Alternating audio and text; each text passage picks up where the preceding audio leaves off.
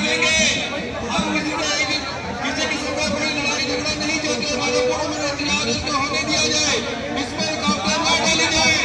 हम इंतजामिया से कहते हैं कि अफवाह इस तरह के हरकतें न करें जिससे कोई प्रॉब्लम क्रिएट हो। हम किसी किस्म का कोई हल्ला गुल्ला नहीं चाहते, लेकिन अगर हमारे रास्ते रोकेंगे, हमारे रास्ते को ब्लॉक किएगा तो हम इन रुकावटों को अपने हाथों में उठा देंगे। आपसे मेहरबानी है, इन रुकावटों को हटा दें, हमारे बंदों को आने दें, हमारे जो काफिले पानी